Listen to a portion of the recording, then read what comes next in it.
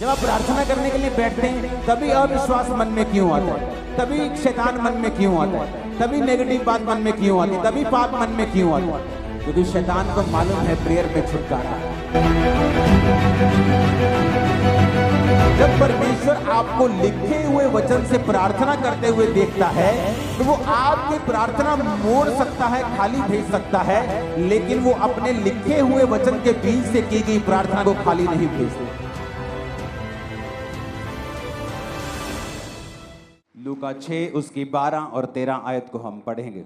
उसमें लिखा है कि उन दिनों में वह पहाड़ पर प्रार्थना करने के लिए गया और परमेश्वर से प्रार्थना करने में सारी रात बिताई। जब दिन हुआ तो उसने अपने चेलों को बुलाकर उनमें से 12 चुन लिए और उनको प्रेरित कहा। बाइबल कहती है प्रभु यीशु मसीह ने सारी रात प्रार्थना की, पहाड़ पर प्रार्थना करने के लिए गए और सारी रात प्रार्थना करते रहे, क्योंकि दिन को परमेश्वर को चेलों को चुनना था। तो एक इंपॉर्टेंट काम परमेश्वर ने करना था। परमेश्वर ये नहीं चाहते थे कि वो चर्च को, कलीसिया को, लोगों को, क्योंकि प्रभु जानते थे कि उनका एक लिमिटेड टाइम है जो उन्होंने जीना है और उसके बाद क्रूस पर चढ़ना है, मरना है और फिर तीसरे दिन मुर्दों में से जी उठना है, फिर 40 दिन प्रीच करना है और उसके बाद 41वें दिन स्वर्ग पे चले जाना है और फिर उसने लेने आना है। ये परमेश्वर को मालूम था। तो परमेश्वर जानते थे कि उसके जाने के बाद वो चेले काम करेंगे जिन्होंने परमेश्वर से सीखा है। इसलिए अगर आप बाइबल को ध्यान से पढ़ेंगे तो परमेश्वर ने कुछ महीने ही लोगों के साथ उनको चंगा करते हुए और उनको प्रीच करते हुए बिताए। कुछ लोग 34 दिन कहते हैं, हम 2 महीने भी लगा लें, और बाकी के 3.5 साल उसने चेलों को ट्रेंड करने के लिए, चेलों को सिखाने के लिए बिताए, क्योंकि परमेश्वर ये जानते थे कि अब ये मेरा सुसमाचार चेले आके लेके जाएंगे। तो परमेश्वर ये जानते थे कि मैं चर्च को कमजोर लीडर ना दूं, डाइवर्टेड लीडर ना दे दूं, शारीरिक अगुवे ना दे दूं, गलत अगुवे ना दे दूं। तो परमेश्वर ने अपने डिसीजन को सही करने के लिए सारी रात प्रार्थना की।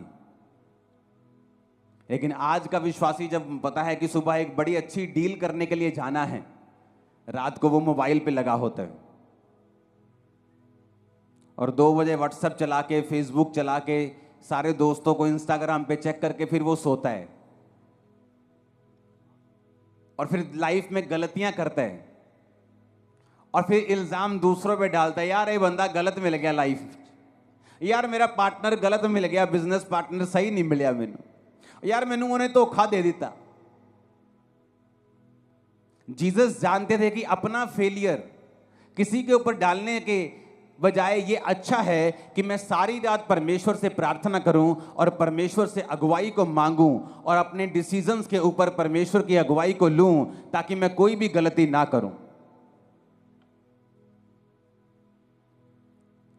हालांकि उन 12 चेलों में से एक व्यक्ति शैतान था, यहूदा इस्करियोती, लेकिन वो भी परमेश्वर की इच्छा के नीचे ही था कि उसका चेला ही उसे पकड़वाएगा, उसका प्रेम करने वाला, उसको चुंबन देने वाला, किस करने वाला चेला ही उसे पकड़वाएगा। लेकिन आज कितने विश्वासी हैं जो अपनी लाइफ के इंपॉर्टेंट डिसीजंस लेने हो तो वो प्रार्थना के साथ जाते हैं। आपके बच्चों को कौन से स्कूल में डालना है, ये प्रार्थना का विषय है। आपको किस जगह पर कैसे सेवकाई करनी है, प्रार्थना का विषय है। इस सेवकाई को करने से पहले, इस सेवकाई को शुरू करने से पहले मैं लंबी लंबी रातों प्रार्थनाओं में रहा हूं कि मुझे किस तरह से शुरुआत करनी है, कहां करनी है, मुझे कुछ मालूम नहीं था। बाइबल कहती है प्रार्थना छुटकारे को लेके आती है, लेकिन आज कितने विश्वासी हैं जो प्रार्थना करते हैं? ये प्रार्थना की जो आत्मा है, इसकी कमी है विश्वासियों के अंदर। बहुत लोग ये जानते हैं कि प्रार्थना करने से वो छूट जाएंगे, लेकिन जब भी वो प्रार्थना करने के लिए बैठते हैं, शैतान पूरी तरह से उन पे फाइट करता है। आपके परिवार के बीच से होके, आपके शरीर के बीच से होके, इच्छाओं के बीच से होके, आपको जब प्रार्थना करने का समय होता है, हर तरह के नेगेटिव ख्याल आपके मन में आता है, हर तरह का अविश्वास आपके मन में आता है। तो मैं भी ये क्वेश्चन करना चाहता हूं कि जब आप प्रार्थना करने के लिए बैठते हैं तभी ऐसा क्यों होता है? आप टीवी देखने के लिए बैठते तब ऐसा क्यों नहीं होता? जब आप प्रार्थना करने के लिए बैठते हैं तभी अविश्वास मन में क्यों आता है? तभी शैतान मन में क्यों आता है? तभी नेगेटिव बात मन में क्यों आती है? तभी पाप मन में क्यों आता है? क्योंकि शैतान को मालूम है प्रेयर में छुटकारा है। उसको पता है कि प्रेयर के द्वारा ही आप अगले लेवल तक जा सकते हो। उसको पता है कि प्रेयर के द्वारा ही आप ऐसे डिसीजन ले सकते हो जो आप अपने दिमाग से कभी नहीं ले पा रहे थे। क्योंकि उसको पता है कि जब आप प्रेयर करेंगे तो परमेश्वर आपकी स्पिरिट में आपकी अगुवाई करेगा। झट से आपको अंदर एक लाइट की तरह जगता है, जैसे लाइट जगती है ना एकदम कमरे में, वो मोमेंट एक लाइट की तरह होता है। जस्ट आपकी स्पिरिट में ऐसे आता है लाइट की तरह, और आपको मालूम होता है कि परमेश्वर ने आपसे बात की है। लेकिन ये सारी चीजें प्रार्थना में होती हैं और वचन पढ़ने के दौरान होती हैं, जब आप प्रार्थना वाले स्थान में होते हैं और आप वचन पढ़ते हैं। आप जानते हैं बाइबल में लिखा है कि प्रभु यीशु मसीह के कोड़े खाने से आप लोग चंगे हुए। लिखा है कि नहीं लिखा? तब भी कुछ विश्वासी बीमार रहेंगे। ऐसा क्यों? अगर यीशु मसीह के कोड़े खाने से हम चंगे हुए हैं, अगर हमारे परमेश्वर ने प्राइस पे कर दिया है, मूल्य अदा कर दिया है, तो फिर भी बीमारी क्यों? बीमारी इसलिए क्योंकि बाइबल का वचन कभी भी अपने आप पूरा नहीं होता। जिस तरह इंडिया का संविधान जो आपको ताकत देता है, जो ये कहता है कि जब आपने एक प्रॉपर्टी के पैसे पे कर दिए और वो प्रॉपर्टी की रजिस्ट्री आपके नाम के ऊपर है, तो कोई दूसरा उस पर कब्जा नहीं कर सकता, लेकिन फिर भी लोग कब्जा कर लेते हैं, हाँ या ना? फिर आप क्या करते हैं? आप कोर्ट में जाते हैं। आप कोर्ट में जाके बोलते हैं जज साहब को, जज साहब आपके संविधान में लिखा है कि ऐसा ऐसा ऐसा लॉ है, इस लॉ के मुताबिक ये मैं इस प्रॉपर्टी का मालिक हूं, कागज मेरे नाम पे हैं। तो वो जज डिसीजन देता है, जब सब कुछ जांच परख लेता है, कि उस बंदे को बाहर निकाला जाए।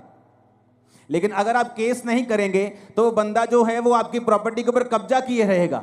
आप रोते रहिए, आप करलाते रहिए, आप भीख मांगते रहिए, आप रेंट पे रहते रहिए, आप कुछ भी करते रहिए, नुकसान झेलते रहिए, लेकिन ये सारी चीजें आपका छुटकारे का कारण नहीं बन सकती जब तक आप केस नहीं करेंगे।